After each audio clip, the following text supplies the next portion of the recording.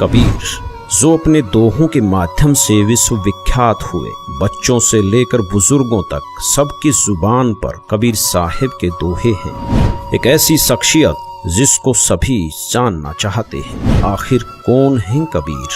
आज कबीर साहिब प्रकट दिवस के मौके पर कबीर सी को जानने और समझने की कोशिश करेंगे। लोगों की अपनी अपनी बौद्धिक, सामाजिक व धार्मिक मान्यताओं के अनुसार कोई कबीर सी को संत मानता है, तो कोई सदगुरु, कोई कवि, कोई सुलाहा, तो कोई परमेश्वर मानता है। जिन्होंने जन्म व मृत्यु की जटिल पहेली को सुलझाया व सदग्रंथों में वर्णित सरल सहज भक्ति को समाज में प्रवेश किया। जिन्होंने अपने ज्ञान से धार्मिक पाखंड व साती पाती के जहर को समाप्त किया और हमें उस अग्नि से बचाया जो हमें अब तक जलाकर भस्म कर चुकी होती। कबीर सी ज्येष्ठ मास की पूर्णिमा सन 1398 कमल के फूल पर अवतरित हुए, जो एक भारत का आध्यात्मिक केंद्र माना जाता था। कबीर साहिब के सन को लेकर भी लोगों के अलग अलग मत हैं। कोई कहता है कि कबीर साहिब सी का सन एक विधवा ब्राह्मणी के गर्भ से हुआ है। वह लोक लाज के डर से तालाब के किनारे छोड़ गई थी। कुछ लोगों का मानना है कि कबीर साहिब सी पालक रूप धारण करके तालाब में उपस्थित कमल के फूल पर प्रकट हुए थे। लेकिन जो पहला मत है कि कबीर साहिब सी का सन विधवा ब्राह्मणी से हुआ था, हमारी टीम ने इस धारणा पर विश्लेषण किया तथा इतिहास की छानबीन की गई तो बात गलत सिद्ध हुई, क्योंकि इस विषय में कोई भी प्रमाण नहीं मिला, न कहीं विधवा ब्राह्मणी का जिक्र है, जिसका प्रमाण हम आगे इस वीडियो में दिखाएंगे। दूसरी धारणा है कि कबीर सी पालक के रूप में खिले हुए कमल के फूल पर प्रकट हुए थे, जिसके हमें चौंकाने वाले प्रमाण मिले। कबीर साहिब सी के जन्म की इस गुत्थी को सुलझाने के लिए हमारी टीम काशी की तरफ प्रस्थान करती है।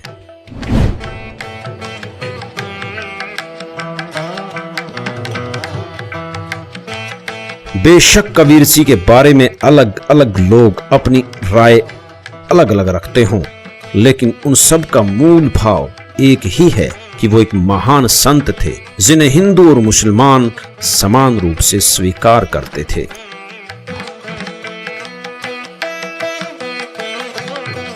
सर, कुछ लोगों का मानना है कि कबीर साहब जी का जन्म विधवा ब्राह्मणी से हुआ है। इस बारे में आप क्या कहेंगे?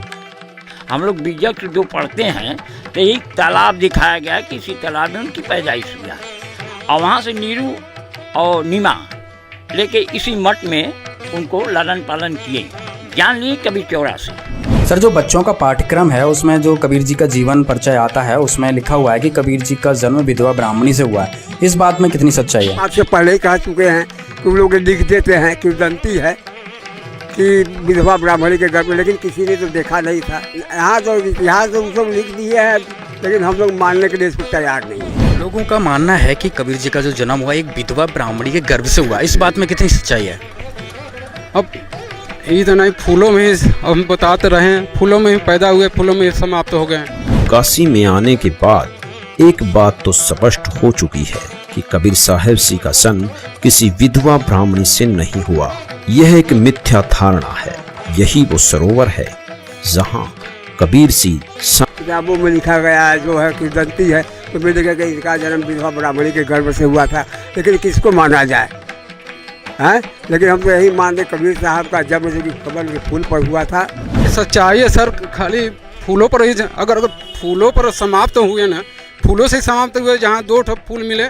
आप कबीर जी को क्या मानते हो? हम तो संत मानते हो, कवि मानते हो, सदगुरु मानते हो, भगवान मानते हो? दुनिया के सबसे बड़ा भगवान तो नहीं है, एकदम सच्चाई है। आज जो स्थिति लहरतारा की बनी हुई है, जो कि ओरिजिनल प्लेस कहा जाता है कि यहाँ पे कबीर जी को, तो इस बारे में क्या कहेंगे? पहले कितना बड़ा तालाब था, आप तो यहाँ पे शुरू से रह रहे हैं, तो यहाँ की क्या स्थिति थी वो बताइए एक बार। अब ये 7 किलोमीटर लंबा है तालाब है। अब सिकुड़ते उड़ते कब्जा होते होते अब एक आधा किलोमीटर बच गया है, 1 किलोमीटर। ये जो लहरतारा ये क्या है सर? सर, ये तो कबीर जी का स्थल है, जो है इसी में पैदाइश हुआ था जी। कबीर जी को एक संत मानते हैं, कवि मानते हैं, भगवान मानते हैं, या फिर एक सद? जी भगवान ही है, कबीर संत है तो फिर बहुत इनका बहुत नाम है, बहुत बाहर से बहुत लोग आते हैं, ऐसी बात तो है नहीं। के लोगों में जो आस्था है कबीर जी को लेकर के, जी बहुत सारे संत तो ऐसे हैं जो उनको भगवान मानते हैं और बहुत ज्यादा प्रचार प्रसार भी करते हैं। वो तो भगवान तो है ही है लेकिन जिस सर। जगह को और कहा जाता है कि उनका जन्म लहरतारा में हुआ था, जो कि वो एक उनको कमल के फूल पे तालाब में पाया गया था। और उसके बाद जब उनकी मृत्यु हुई तो उसमें हिंदू और मुस्लिम जो दो समुदाय थे उनको आपस में वो झगड़े थे कि हमें इनकी बॉडी हमें चाहिए। लेकिन वो अचानक उस जो जब उनकी डेड बॉडी वहाँ थी तो वो अचानक गायब हो जाती है और उसमें सिर्फ एक फूल रहता है, जिससे वो दोनों प्रांत को समझ में आता है कि नहीं, हम एक ही है, ये हमारे भी हैं, ये हिंदू के भी हैं, ये मुस्लिम के भी हैं, सिख के भी हैं, ईसाई के भी हैं। मतलब उनका ये विचारधारा था कि सारे धर्म एक हैं। 2019 का यह दृश्य लहरतारा तालाब की वर्तमान हालत बता रहा है कि यहाँ सरकार द्वारा इसका रख रखाव नहीं किया गया है। वर्तमान में ये सूख चुका है। अब हम उस स्थान की ओर चलते हैं जहाँ पर कबीर साहब के प्रकट होने के और भी साक्ष्य मौजूद हैं।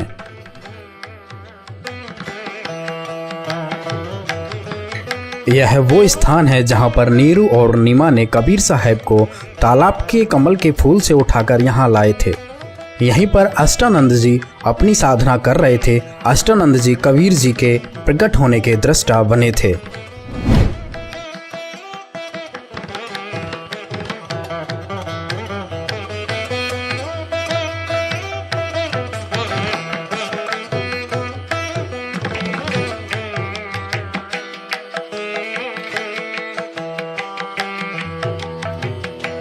ये जो स्थान आप देख रहे हैं ये लहरतारा तालाब का किनारा है। जैसे कि आपको वहाँ पे तालाब में दिखाया था कबीर जी का वहाँ प्रकट हुआ था और इस किनारे से होते हुए नीरू नीमा कबीर जी को उठाकर लाए थे। और ये हम आपको ले चल रहे हैं जो कबीर साहब के उस समय के प्राचीन मंदिर है जो वीर सिंह बघेल ने बनवाया था।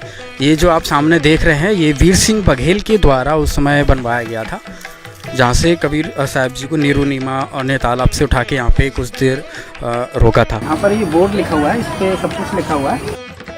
श्री सदगुरु कबीर प्राकट्य स्थल। यह वही स्थल है जहाँ पर सदगुरु कबीर साहब जेठ पूर्णिमा विक्रम संवत 1455 सन 1398 में उतरे थे। इसी स्थल से नीरू नीमा इन्हें उठाकर नीरू टीला, नरहरपुरा, अब कबीर चौरा, काशी ले गए थे। यह मंदिर अति प्राचीन है। इसे आचार्य श्रुति गोपाल साहब एवं राजाधिराज वीर सिंह बघेल ने विक्रम संवत 1585 माघ सुदी नमी को बनवाया था, जो आज भी अपने मूल रूप में विद्वान है। इस स्थल का उल्लेख देश विदेश के अनेक विद्वानों ने किया है। इसके उत्तर में कुछ दूरी पर कबीर स्तंभ है, जहाँ पर नीरू नीमा ने विश्राम किया था। उस स्थल का निर्माण उत्तर प्रदेश शासन द्वारा कराया गया है।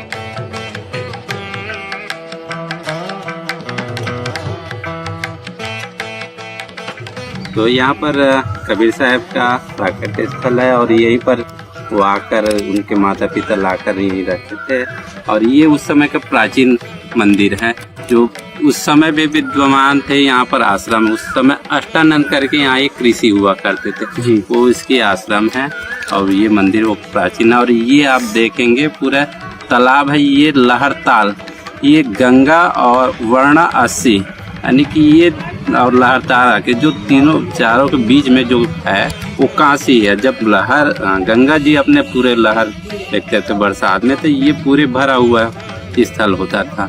सर, हमारी किताबों में कबीर साहब जी का जीवन परिचय आता है जिसमें लिखा हुआ है कि कबीर जी का जन्म जो विधवा ब्राह्मणी के गर्भ से हुआ है। इस बारे में आप क्या कहेंगे? ये तो सरासर ये ब्राह्मणों के अपने तरह से बनाया, क्योंकि विधवा ब्राह्मणी क्या होते तो उसके खानदान सारी चीज पता होता और वो क्यों छोड़ के जाते उसकी सारी कुल का पता होता और तब वो नीरू नीमा को नहीं मिलते हैं। और क्योंकि ऐसा मान्यता है कबीर जी को प्रगट स्थल प्रगट है, ऐसा मान्यता है।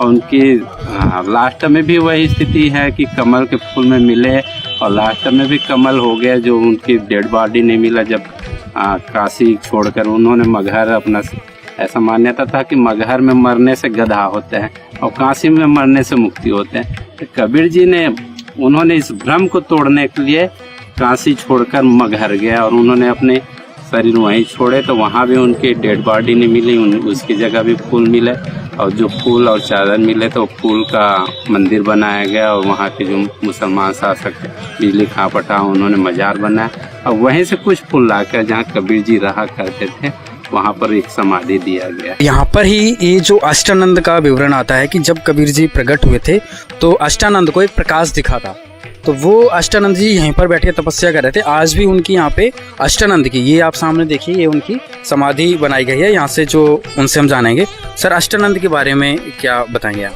अष्टानंद जी उस समय जो ऐसा मान्यता थे कबीर जी को देखते थे, वो उसकी एक तरह संरक्षक थे और वो यहाँ पर बैठते थे और बाद में उनकी ये समाधि यहाँ पर दिया गया।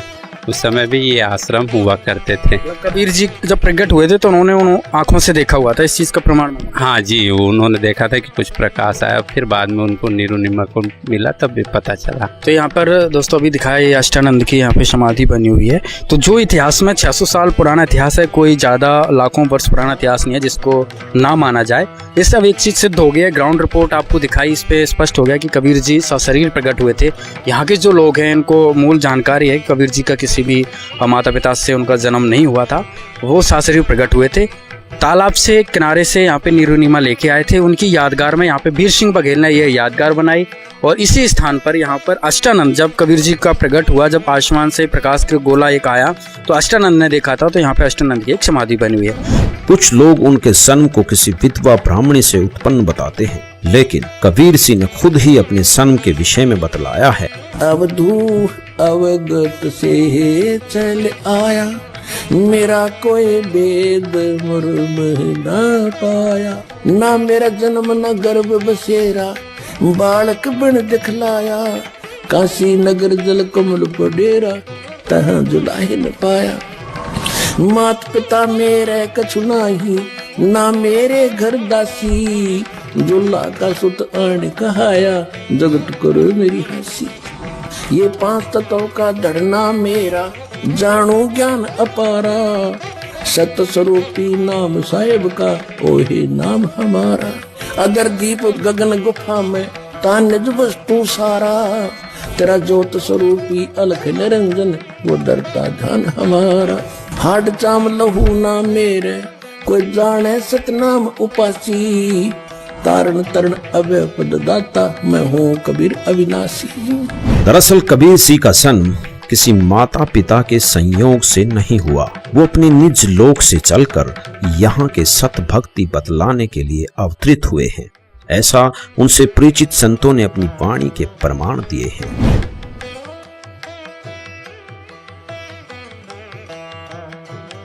वास्तविकता यह है कि वेदों में परमात्मा की 100 लीलाएं लिखी गई हैं, वो सभी कबीर सिंह ने की हैं। इस तालाब के कमल के फूल से नीरू नीमा नामक जुल्हा दंपत्ति उन्हें उठाकर अपने घर ले गए और इस कारण कबीर सिंह भी जुल्हा कहलाए।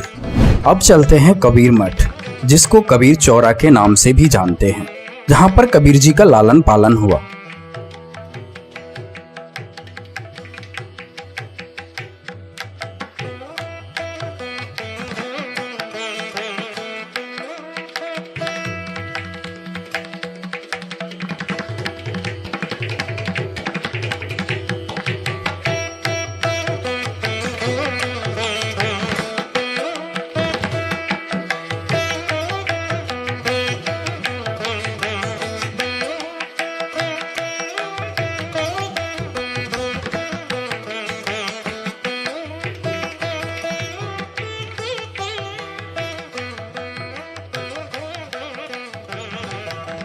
कबीर जी लगभग कबीर मठ में 115 वर्ष रहे। इसके बाद वह मगहर की यात्रा पर चले गए थे। सबसे पहले आपको वो जगह दिखाते हैं जहां नीरू नीमा ने कबीर जी का पालन किया। इस स्थान को नीरू नीमा टीला के नाम से जाना जाता है। कबीर साहब जी की यहीं पर कुटिया थी। मिट्टी की कुटिया होने के कारण जीर्ण शीर्ण हो चुकी थी। अब पुनः इसी स्थान पर एक कुटिया यादगार के रूप में बनाई जा रही है। यह नीरू नीमा की समाधि स्थल है।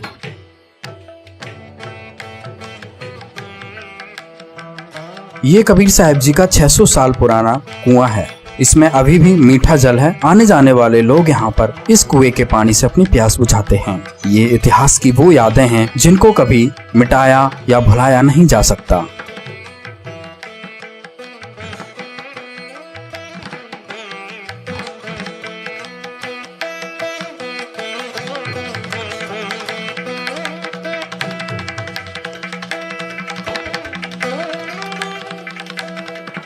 कबीर मठ में कबीर साहब जी की काफी यादगारों को संभाल कर रखा गया है। कबीर मठ के मुख्य द्वार से प्रवेश करते हुए सबसे पहले यह कबीर जी की समाधि स्थल मिलती है। जब कबीर जी मगहर में सशरीर सतलोक चले गए थे तो यहाँ के काशी नरेश वीर सिंह बघेल भी गए थे और कबीर साहब के सतलोक चले जाने के बाद वहाँ पर कुछ सुगंधित पुष्प मिले थे, तो वहाँ पर आधे आधे फूल लेकर हिंदू और मुसलमानों ने कबीर जी की समाधि बना दी थी और उनमें से ही कुछ फूल लेकर राजा वीर सिंह बघेल काशी लेकर आ गए थे, जहां पर कबीर मठ में ही उन्होंने कबीर जी की यादगार के रूप में यह समाधि बना दी। यह स्थल उस घटना का प्रतीक है जहां पर कबीर साहब जी ने सर्वानंद को ज्ञान में पराजित किया था। संत रामपाल जी ने अपने सत्संगों में इस घटना का काफी विस्तार से विवरण दिया है कि किस तरह से एक ब्राह्मण अपने ज्ञान के घमंड में सर्वजीत बनना चाहता था, जो शूद्रों के हाथों से पानी भी नहीं पीता था। उसको कबीर जी ने अपनी लीला से इस कुएं का पानी पीने के लिए मजबूर कर दिया था। आखिर में सर्वानंद भी कबीर साहब जी का शिष्य बन गया था।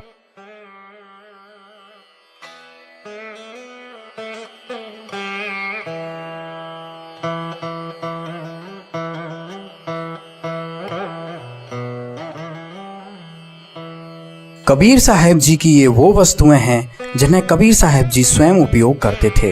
ये कबीर साहब जी का वो यंत्र है जिससे वो कपड़े बुनकर जुलाही की भूमिका करते थे। और यह गोरखनाथ वाला वही त्रिशूल है जिसमें एक बार कबीर साहब जी और गोरखनाथ जी की ज्ञान गोष्ठी होती है, जिसमें गोरखनाथ जी इस त्रिशूल के ऊपर बैठ जाते हैं तो कबीर साहब जी अपनी शक्ति को दिखाते हुए कपड़े बुनने वाले धागे को ऊपर फेंकते हैं और उस धागे के ऊपर जाकर बैठ जाते हैं। कबीर जी कौन है? कबीर जी पूर्ण परमात्मा हैं और कबीर जी यहाँ 120 वर्ष रह के चले गए। उन्होंने बहुत सारी लीलाएं करी हैं, अनेक लोगों को जिंदा किया है। शेख तकी की मरी हुई लड़की को कब्र से निकाल के जिंदा किया है। उनकी बहुत सारी लीलाएं हैं, हर ग्रंथ में प्रमाण है उनका, वेदों में प्रमाण है, गीता जी में प्रमाण है, हर जगह लिखा हुआ है। वो पूर्ण परमात्मा है। वो सत्पुरुष थे, महापुरुष थे और ऐसा महापुरुष थे जो कि लोगों को एक संजीवनी का काम करते थे। कबीर जी के बारे में लोग ये मानते हैं कि वो एक अच्छे संत थे, कवि थे। यहाँ तक कि कबीर पंथ के साधु ही उन्हें कहते हैं कि वो सदगुरु थे। लेकिन भगवान मानने वालों ने हमने कबीर पंथ में ही देखा है कि बहुत सारे कम लोग ऐसे हैं जो कबीर जी को भगवान के तौर पर देखते हैं। आपकी अगर बात करें तो आप कबीर जी को किस रूप में देखते हैं? देखिए, कबीर जी तो हमारे तो भगवान हैं ही, क्योंकि वो तो एक अच्छे पथ प्रदर्शक है। तो मेरे लिए तो भगवान ही, जो अच्छा काम करता है वही भगवान है। एक उनको कबीर की जो है वो तो बहुत अद्भुत संत हुए समाज के लिए ना, तो वो जिस रूप में जो माने, लेकिन हम जो खास कर मानते हैं वो परम सदगुरु थे। उनके द्वारा हम जीवित हैं, उनके द्वारा लोग जीवित रहते हैं, अच्छे ज्ञानी बनते हैं, अच्छे आदमी बनते हैं। इसलिए मेरे लिए वो परमात्मा। 5 वर्ष की छोटी आयु में उन्होंने उस समय के तथाकथित विद्वानों को परास्त किया, लेकिन समाज में अशिक्षा के कारण उनकी प्रभुता बनी रही, क्योंकि कबीर जी उस समय जुल्हा जाति में थे। उन्हें पढ़ने का अधिकार न होने के कारण लोग उनकी बात पर विश्वास नहीं कर पाए, बल्कि उनके सत्य वचनों के कारण उनके घोर विरोधी बन गए। लेकिन रामानंद जी जैसे कुछ पुण्यकर्मी प्राणियों ने उनके मार्ग को स्वीकार किया, जिन्होंने कबीर जी के कहने से गुरु परंपरा बनाए रखने के लिए उनके गुरु की भूमिका की। कबीर साहब जी की रामानंद जी से पहली मुलाकात काशी में ही पंचगंगा घाट पर होती है। कबीर मठ से अब चलते हैं पंचगंगा घाट की ओर।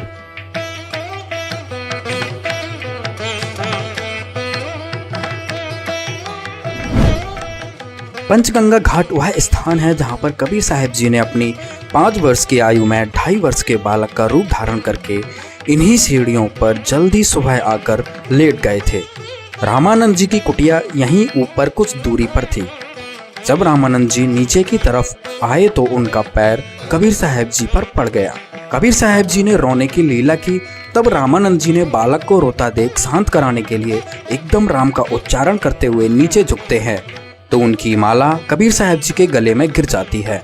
इस तरह कबीर साहब जी ने इस लीला से रामानंद जी को अपना गुरु बनाया था। बाद में कबीर साहब जी ने रामानंद जी को पूरा ज्ञान समझाया था। रामानंद जी को पता चल गया था कि कबीर साहब जी ही पूर्ण परमात्मा हैं। उसके बाद रामानंद जी ने कबीर साहब की बताई हुई भक्ति की थी। पंचगंगा घाट से ऊपर की तरफ चलेंगे तो यहीं पर रामानंद जी का आश्रम था। आज भी यहाँ पर रामानंद जी, कबीर साहब जी, रविदास जी और पीपा जी की मूर्ति यादगार के रूप में बनी हुई हैं।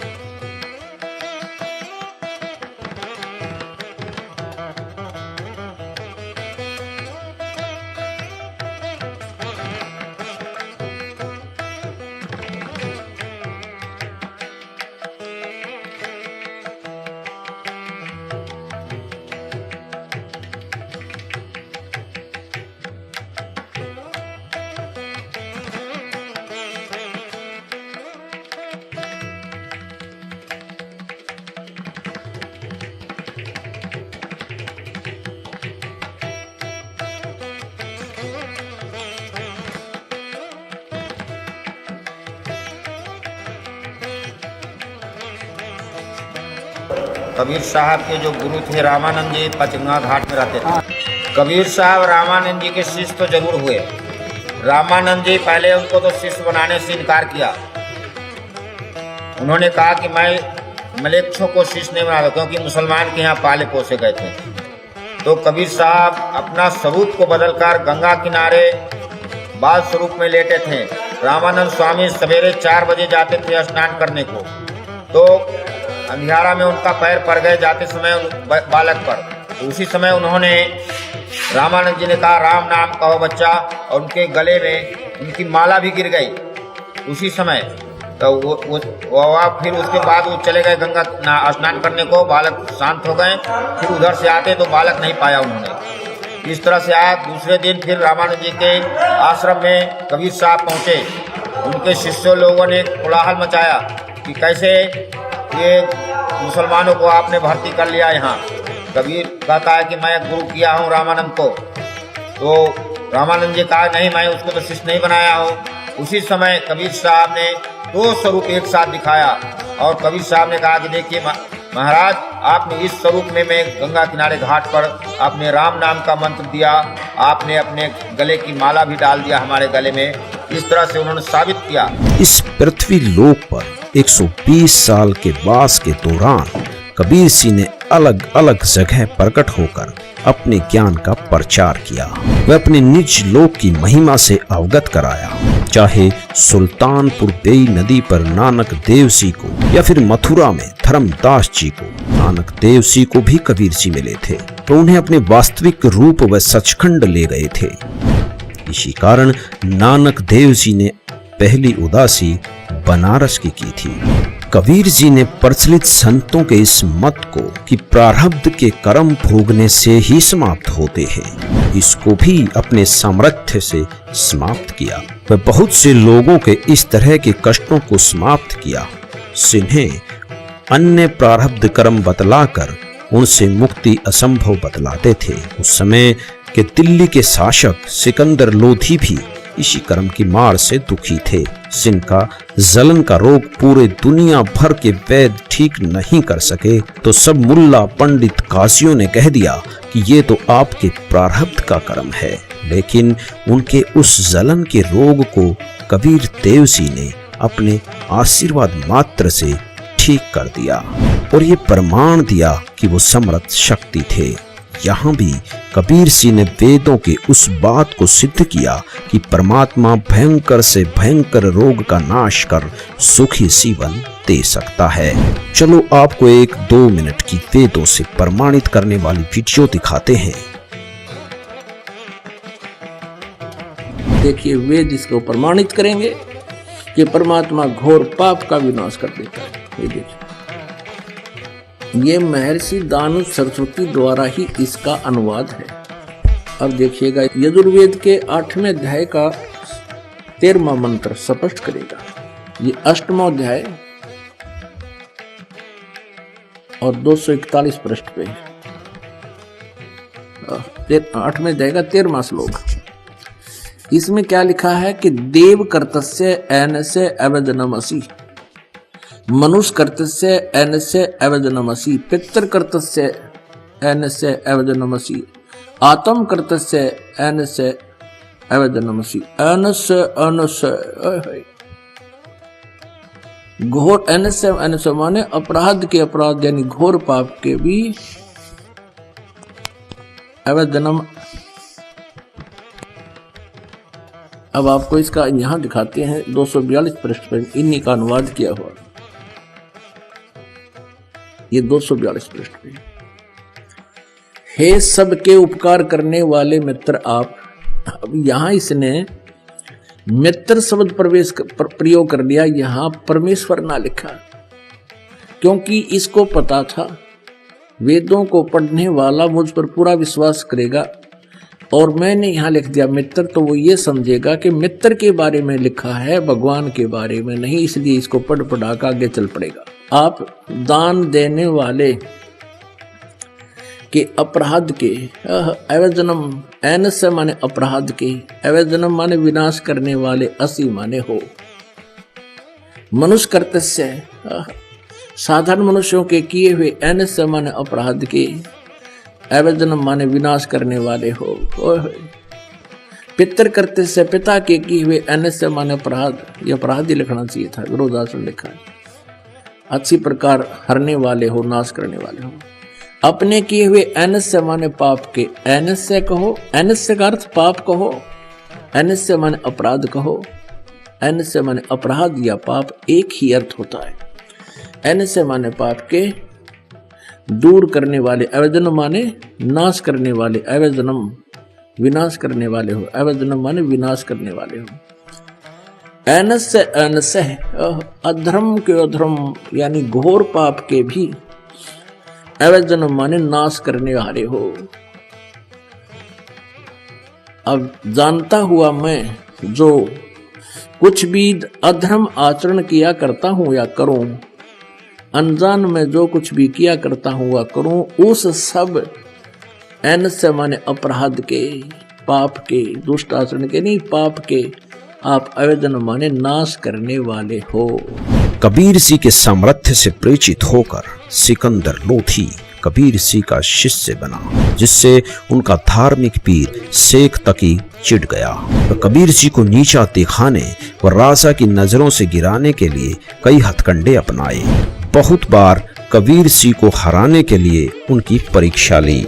इसी उद्देश्य से उसने कबीर सिंह द्वारा मृतक गऊ को जीवित करने को मानने से मना कर दिया।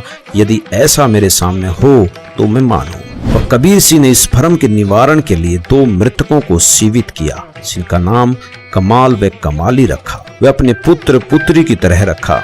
यहाँ कबीर सिंह ने वेदों में वर्णित परमात्मा की उस लीला को सिद्ध किया जिसमें लिखा है कि परमात्मा मृत्यु प्राप्त को भी पुण्य जीवन दान दे सकता है।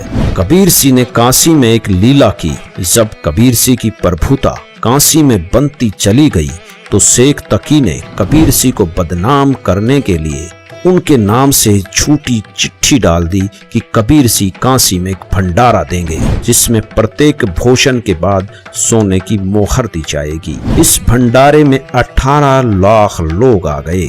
कबीर सिंह जो छोटी सी झोपड़ी में रहते थे, कबीर सिंह ने उन सबको अपनी महिमा से परिचित कराते हुए सबको 3 दिन तक वो भंडारा दिया जो शायद इतिहास का सबसे अनोखा भंडारा था। कबीर सिंह ने अपने यहाँ के वास के दौरान प्रचलित पाखंड पूजा, मूर्ति पूजा, जाति पाति की व्यवस्था आदि का भी घोर विरोध किया, जिससे उस समय के धर्मगुरु उनके विरोधी हो गए। कबीर सिंह ने सबको बताया कि हम क्यों मर रहे हैं। वह उस सत्यलोक की पूरी जानकारी थी, जहाँ मृत्यु नहीं है, जहाँ किसी प्रकार का कष्ट नहीं है, सो हमारा वास्तविक घर है।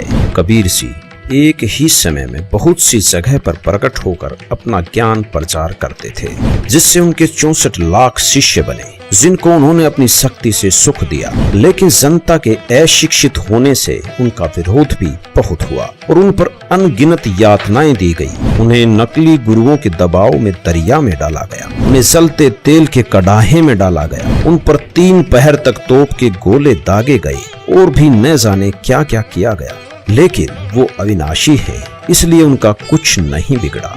कबीर सागर, जो कबीर परमेश्वर सिंह की वाणियों का संग्रह है, उन्हीं के द्वारा लिखा गया है। कबीर सिंह ने धर्मदास जी को पूर्ण ज्ञान बतलाया और साथ ही मूल ज्ञान, जो शिव की मुक्ति का आधार है, को गुप्त रखने का आदेश भी दिया। जिस समय कबीर सिंह प्रकट हुए, उस समय के पंडितों ने ये भ्रमणा फैला रखी थी कि काशी में मरने वाले की मुक्ति होती है, सबकी मगहर में मरने वाले गधे की योनि प्राप्त करते हैं। कबीर सिंह ने इस भ्रम का नाश करने के लिए काशी शहर को छोड़कर मगहर में गए। वे वहीं हजारों लोगों की उपस्थिति में सशरीर सतलोक चले गए। उनका शरीर नहीं मिला, बल्कि उसके स्थान पर उतने ही सुगंधित फूल मिले। कबीर सिंह ने यह स्थापित किया कि सत भक्ति करने वाला कहीं रहे उसकी मुक्ति होगी, और गलत साधना करने वाला कहीं रहे वो दुर्गति को प्राप्त होगा। अब चलते हैं मगहर, जहाँ पर कबीर साहब जी की समाधि बनी हुई है।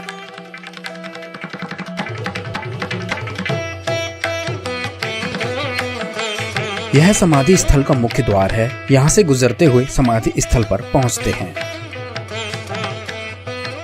मगहर शहर हिंदू मुस्लिम एकता के लिए भी जाना जाता है। कहा जाता है कि यहाँ कबीर जी के ज्ञान से प्रभावित होकर हिंदू मुस्लिम आपस में भाई भाई की तरह रहते हैं।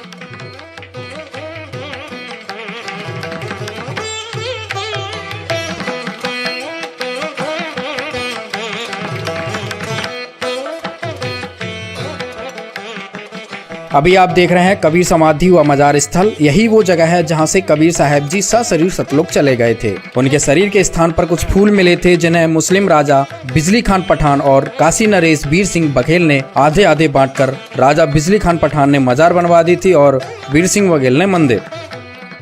ये आप देख रहे हैं मस्जिद, जो कि मुस्लिम राजा ने आधे फूल लेकर कबीर साहब जी की यादगार बनवाई थी। यह कबीर जी की मजार है। इसकी देखरेख यहाँ एक मुस्लिम परिवार पीढ़ियां दर पीढ़ियां करता आ रहा है। इनसे बात करने पर इन्होंने बताया कि कबीर साहब जी की मृत्यु नहीं हुई थी। कबीर साहब जी के अंत समय में कुछ फूल मिले थे। ये भी कबीर साहब जी को अल्लाह के रूप में मानते हैं।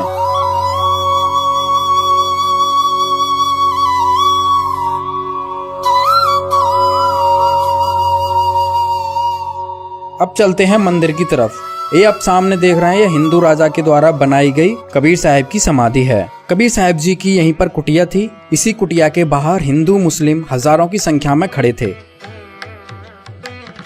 कबीर जी के शरीर को लेकर अपने अपने धर्म की मान्यताओं के अनुसार उनका अंतिम संस्कार करना चाहते थे। इसी बात को लेकर लड़ने के लिए वो तैयार हो गए थे। कबीर साहब ने फिर दोनों राजाओं को समझाया था। अंत में कबीर साहब ने कहा था, आप लोगों को हमारा शरीर नहीं मिलेगा, जो भी वस्तु मिले उसको आधा आधा कर लेना। कबीर साहब जी इसी स्थान से सशरीर सतलोक चले गए थे। कबीर साहब के आदेश अनुसार दोनों राजाओं ने अपनी अपनी धार्मिक मान्यताओं के अनुसार उन फूलों की समाधि बनवा दी।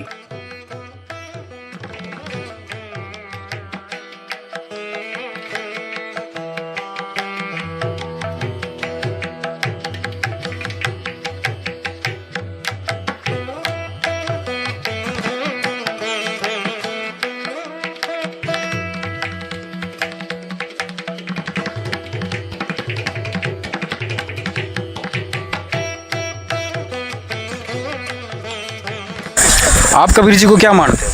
कबीर जी को परमात्मा मानते हैं, भगवान का स्वरूप मांगते हैं और भगवान ही है वे। किस आधार से कह सकते हो कबीर जी भगवान है? कबीर जी की यानी को लीलाएं हैं, उनके जीवन चरित्र में पढ़ के देख लो आप, वेदों में प्रमाण, गीता में, गुरु ग्रंथ साहिब में, हर जगह प्रमाण है कि वो भगवान है।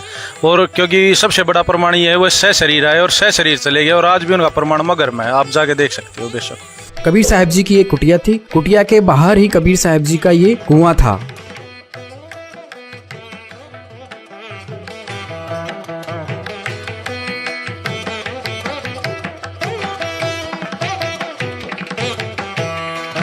कबीर साहब जी के चमत्कारों में से एक लीला और मगहर में देखने को मिलती है। कबीर साहब जी की समाधि स्थल के पीछे एक आमी नदी बहती है। आमी नदी के विषय में कहा जाता है कि यह शिव जी के श्राप देने से सूख जाती है। जब कबीर जी यहाँ आते हैं तो लोगों की प्रार्थना करने पर कबीर जी ने अपनी शक्ति से पुनः इस नदी को जीवित किया था, अर्थात पुनः बहा दिया था। तब से लेकर आज तक इस नदी का पानी कभी नहीं सूखता है, जो आज हम अपनी आंखों से देख सकते हैं।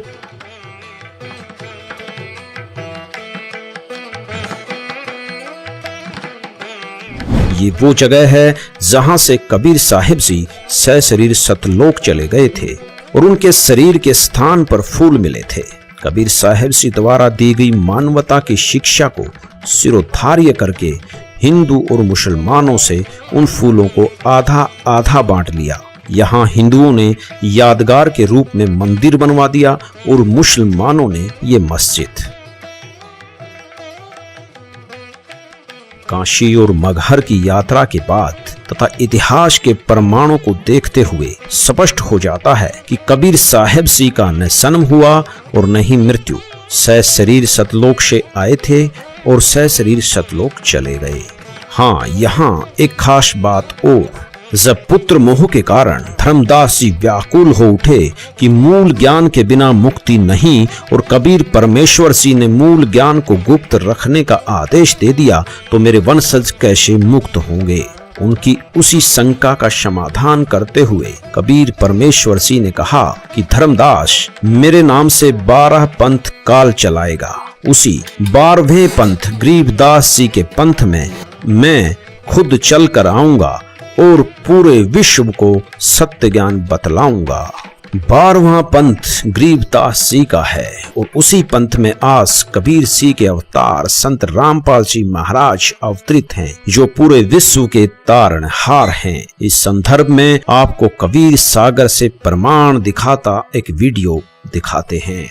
वो 12 पंथ कौन कौन से हैं और परमात्मा 12वें पंथ में स्वयं चलकर आएंगे, ये कबीर परमेश्वर ने स्वयं कहा है अपनी सच्चिदानंद घन ब्रह्म की वाणी में, कबीर वाणी में। ये देखिएगा, कबीर सागर संपूर्ण 11 भाग खेमरा श्री कृष्णदास प्रकाशन बंबई से प्रकाशित है। ये है कबीर वाणी 136 पृष्ठ पे। यहाँ लिखा है कि 12 पंथ काल फुरमाना और भूले जीव न जावे ठिकाना। इन 12 पंथों में काल का ही फुरमान है और इसमें भटके हुए भूले हुए प्राणी कभी भी सतलोक नहीं जा सकते। कौन कौन से? ये तो है कबीर वाणी में 136 पृष्ठ पे। अब देखो यहाँ पर कबीर चरित्र बोध में, ये है कबीर चरित्र बोध बोध सागर और ये है 1871 पृष्ठ। और यहाँ देखते हैं बोध सागर, ये 1870 पर कबीर साहब के पंथों का वृंतांत। नारायण दास जी का पंथ, ये इन्होंने गलत लिखा है, नारायण दास नहीं है, ये चूड़ामणि जी का पंथ है। आगे दिखाएंगे दूसरे स्थान पर वो सही लिखा है। दूसरा याज्ञोदास जी का पंथ, ये याज्ञोदास जी का पंथ। और तीसरा है सूरत गोपाल। चौथा है मूल निरंजन का पंथ। पांचवा टकसारी पंथ। छठा भगवान दास जी का पंथ। सातवां सतनामी पंथ और 8वां कमालीय पंथ, कमाली का पंथ। और 9वां राम कबीर पंथ। 10वां प्रेम धाम की वाणी पंथ और 11वां जीवा पंथ और 12वां गरीबदास पंथ। अब इन्हीं 12 पंथों का फिर यहाँ कबीर वाणी में, ये कबीर चरित्र बोध में आपने देखा बोध सागर में, और ये भी बोध सागर है और ये कबीर वाणी है 136 पृष्ठ पर। यहाँ लिखा है 12 पंथ चलो सो भेद। द्वादश पंथ काल फुरमाना, भूले जीव न जाओ ठिकाना। ताते आगम कही हम राखा, वंश हमारा चूड़ामणि शाखा। प्रथम जग में जागो भरमावे, ये दूसरा होना चाहिए था। प्रथम तो ये चूड़ामणि है, यहाँ इन्होंने गलत अपनी तरफ से मिलावट कर दी कबीर पंथियों ने।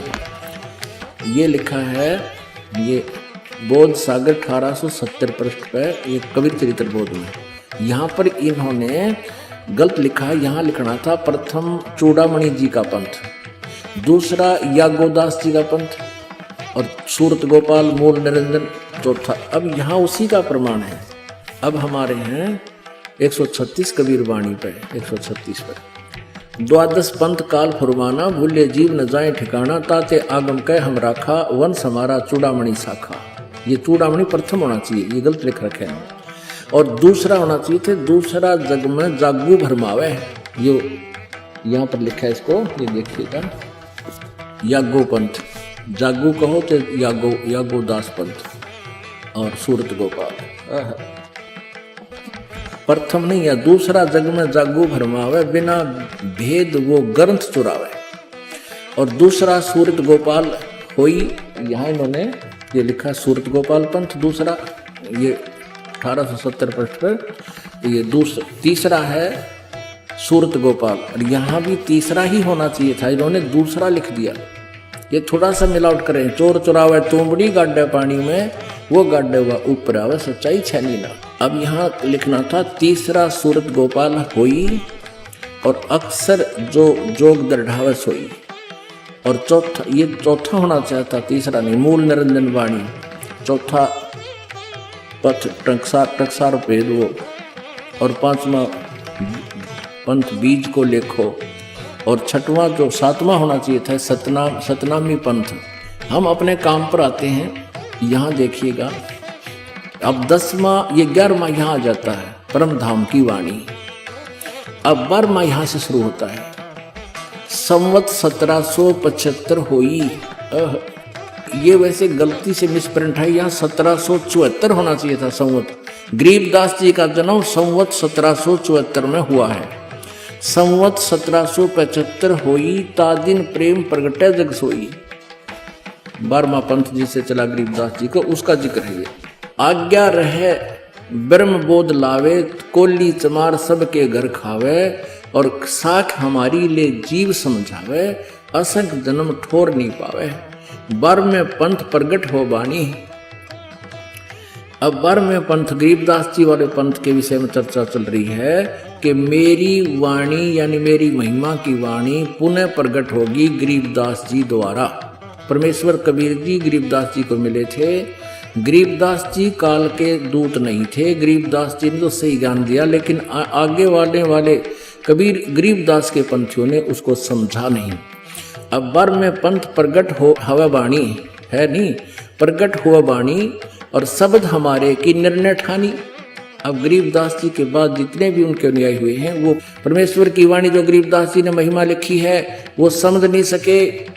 12वें पंथ प्रगट हुआ बाणी, शब्द हमारे की निर्णय ठानी और अस्थिर घर का मर्म न पावे। ये 12 पंथ हम ही को ध्यावे।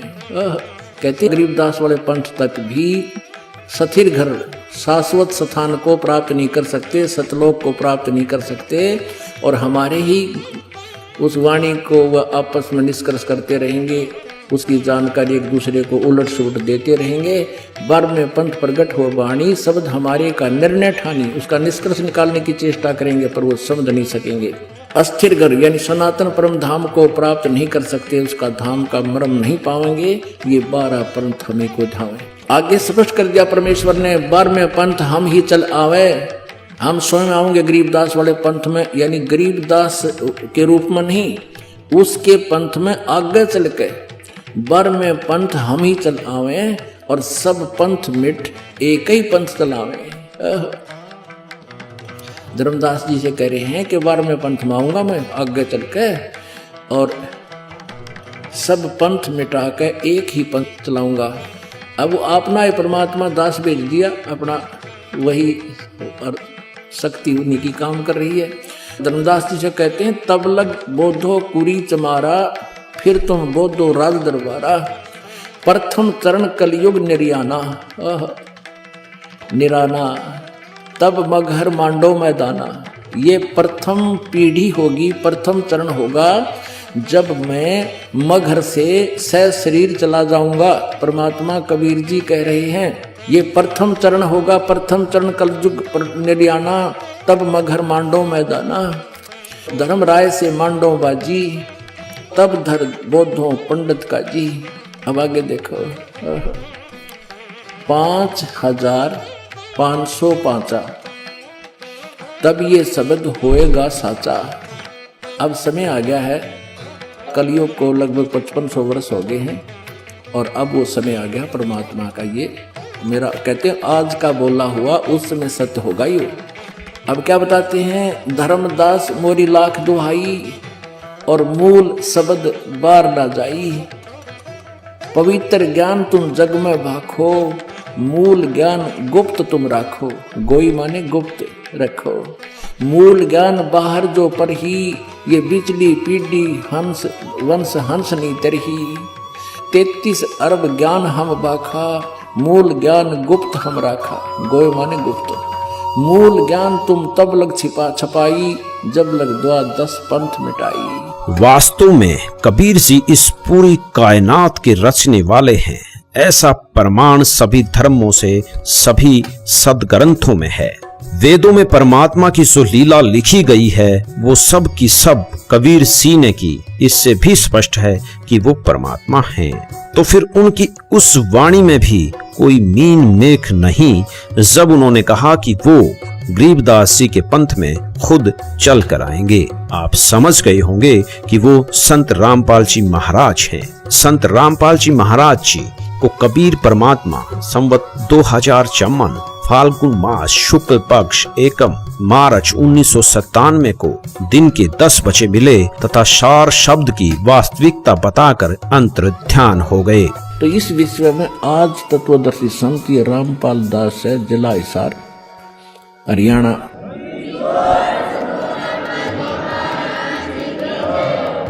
अब किसी का भ्रम ना रहना चाहिए।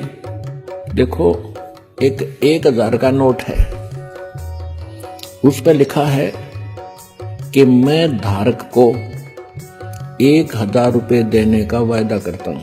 दास पे लिखा नहीं है, दास बोल सकता है कि मैं उपासक को सर्व सुख और पूरा कंप्लीट मोक्ष देने का वायदा करता हूँ जब नियम रहोगे तो।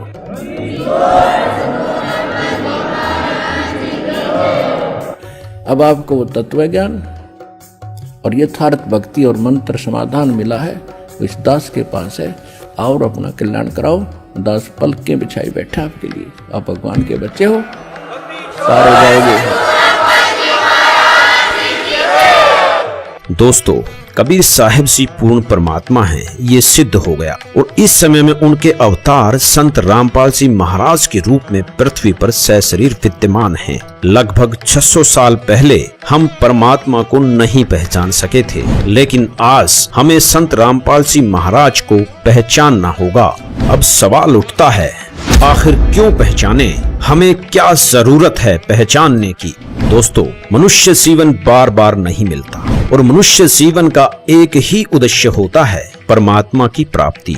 84 लाख योनियों की प्रताड़ना के बाद एक मनुष्य सन मिलता है। 84 लाख शब्द कहा तो एक सेकंड में जाता है, लेकिन इस नरक को भोगने के लिए हजारों वर्ष लग जाते हैं। 84 लाख योनियों में से यदि एक कुत्ते के जीवन पर भी विचार किया जाए तो कलेसा मुंह को आता है और सोचने लग जाते हैं, क्या ये हमारे साथ भी हो सकता है? बिल्कुल हो सकता है दोस्तों। इसलिए हमें संत रामपाल जी की जरूरत है। यदि हम संत रामपाल जी से नाम दीक्षा लेकर भक्ति करेंगे तो 84 लाख योनियों से तो पीछा छूटेगा ही और साथ में हम सतलोक की प्राप्ति करेंगे, जहां जाने के बाद जीवात्मा वापस जन्म मरण में नहीं आती। संत रामपाल जी महाराज पिछले 3 दशकों से इसीलिए संघर्ष कर रहे हैं ताकि इस पृथ्वी पर मौजूद सभी जीवात्माओं का कल्याण हो सके। धन्यवाद। कबीर मनुष्य जन्म दुर्लभ है, मिले न बारंबार, तरवर से पत्ता टूट गया, बहुर न लगता डार। संत रामपाल जी महाराज अपने सत्संगों के माध्यम से बताते हैं कि 84 लाख योनियों की भयंकर यातनाओं के बाद एक मनुष्य जन्म मिलता है, जिसका सिर्फ एक ही उद्देश्य है कि पूर्ण गुरु से नाम दीक्षा लेकर भक्ति करना, जिससे हमारा जन्म मृत्यु का दीर्घ रोग समाप्त हो जाता है। वर्तमान समय में पूरी पृथ्वी पर पूर्ण व आधिकारिक गुरु संत रामपाल जी महाराज ही हैं और विश्व कल्याण के कार्य में लगे हुए हैं। अतः सभी से निवेदन है कि संत रामपाल जी महाराज से नाम दीक्षा लेकर अपना जीवन सफल बनाएं।